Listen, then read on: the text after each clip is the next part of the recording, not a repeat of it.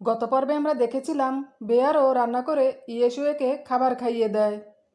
এরপর দেখা যায় খাবার মুখে দেওয়ার পর ইয়েশুয়ের খেতে ভালো লাগে না, কিন্তু তারপরও সে ক্যামেরার সামনে হেসে বলে, তুমি যেটাই রান্না করো না কেন সেটাই অনেক ভালো হয়। এটা শুনে বেয়ারও অনেক খুশি হয়।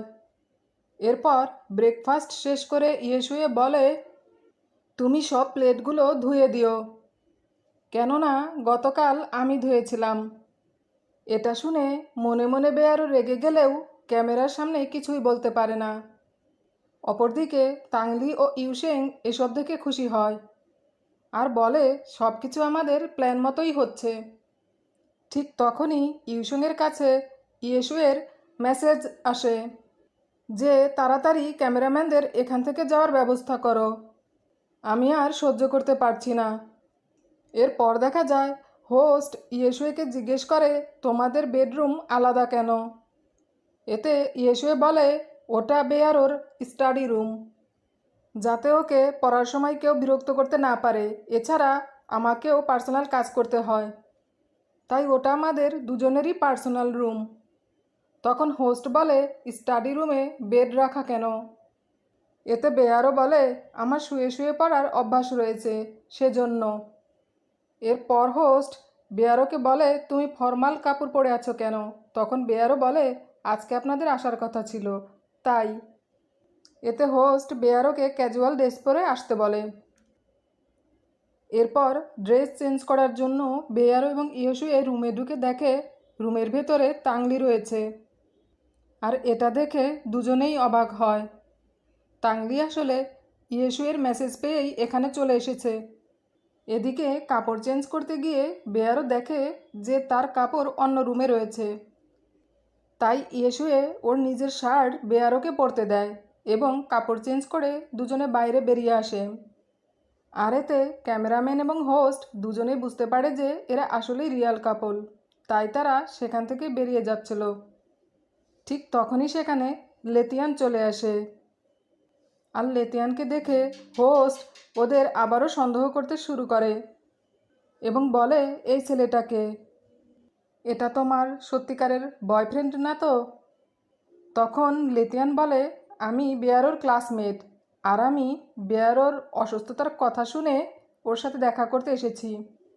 আর তখনই বেয়ারো অসুস্থতার নাটক করতে শুরু করে দেয়।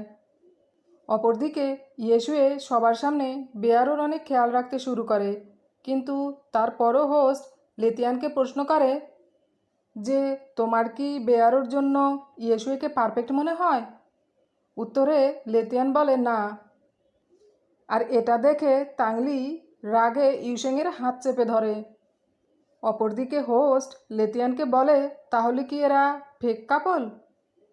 এতে লেতিয়ান বলে, আমি জানি না। ঠিক তখনই পরিস্থিতি সামাল দিতে ইয়েশুয়ে বেয়ারোকে সবার সামনে কিস করে দেয়। আর এটা দেখে লেতিয়ানের খুব খারাপ লাগে আর ও এখান থেকে চলে যায়। এরপর এসব দেখে হোস্টও বুঝতে পারে যে সত্যিই ওরা একে অপরকে খুবই ভালোবাসে, তাই তারাও সেখান থেকে চলে যায়। এর পরের সিনে দেখা যায় বেয়ারও ওর রুমে ঘুমিয়ে আছে আর ইয়েশুয়ে এক্সারসাইজ করছে। এক্সারসাইজ শেষ করে ইয়েশুয়ে ব্রেকফাস্ট করতে থাকে। ঠিক তখনই ইয়েশুয়ের কাছে ওর মায়ের ভিডিও কল আসে আর ও মায়ের সাথে কথা বলতে থাকে। ওর মা ওকে বলে যে সে আজ ওর সাথে দেখা করতে আসবে। এদিকে বেয়ারও ঘুম থেকে উঠেই ব্রেকফাস্ট করতে চলে আসে, যেটা ইয়েশুয়ের মা ভিডিও কলে দেখে নেয়। আর ইয়েশুয়েকে জিজ্ঞেস করে মেয়েটাকে, কিন্তু তখনই ইয়েশুয়ে ফোন কেটে দেয়। এর পরের সিনে দেখা যায় বেয়ারও ক্লাস করতে কলেজে চলে এসেছে। ক্লাস শেষে সবাই বেয়ারোর কাছে ওর বয়ফ্রেন্ডের প্রশংসা করতে শুরু করে দেয়। আর এটা সহ্য করতে না পেরে লেতিয়ান বেয়ারোকে সেখান থেকে নিয়ে আসে, কিন্তু তখনই ইয়েশুয়ে বেয়ারোকে পিক করতে চলে আসে আর বেয়ারও ইয়েশুয়ের সাথে সেখান থেকে চলে যায়, যেটা দেখে লেতিয়ানের খুব খারাপ লাগে।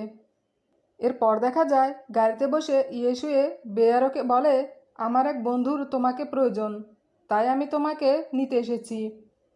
এরপর দুজনে ইয়েশুয়ের সেই বন্ধুর কাছে আসে, যার একজন ভয়েস আর্টিস্ট দরকার। তাই উনি বেয়ারোকে একটা স্ক্রিপ্ট দেয়, যেটা পরে বেয়ারো রেকর্ডের জন্য রাজি হয়ে যায় এবং রেকর্ড শেষ করে দুজনে সেখান থেকে চলে আসে। অপরদিকে তাংলি এবং ইউশেং দুজনে বলতে থাকে যে ইয়েশুয়ে আর বেয়ারোর খুব ভালো বন্ডিং হয়ে গেছে আর ভবিষ্যতে ওরা দুজনে খুব ভালো কাপল হতে পারবে। এর পরের সিনে দেখা যায় বেয়ারো এবং ইয়েশুয়ে একসাথে খাবার খেতে আসে আর ইয়েশুয়ে বেয়ারোকে বলে, তুমি ভয়েস আর্টিস্ট হতে চাও কেন? তখন বেয়ারো বলে, কারণ আমার এটা করতে খুব ভালো লাগে। আর এভাবেই ওরা দুজন ওখানে কথা বলতে থাকে। এর পরের সিনে দেখা যায় বেয়ারো কাপড় শুকাতে দিচ্ছিল। ঠিক তখনই ডোরবেল বাজে আর বেয়ারো সেটা দেখার জন্য নিচে চলে আসে। এদিকে বেয়ারোর সব কাপড় পড়ে যায়, যেটা দেখে ইয়েশুয়ে নিচে বেয়ারোকে বলতে আসে আর এসে দেখে ইয়েশুয়ের বাবা মা এসেছে আর বেয়ারোকে বলে ওর কাপড় পড়ে গেছে। এতে বেয়ারো সেখান থেকে চলে যায় এবং কাপড় শুকাতে দিয়ে আবারও নিচে চলে আসে।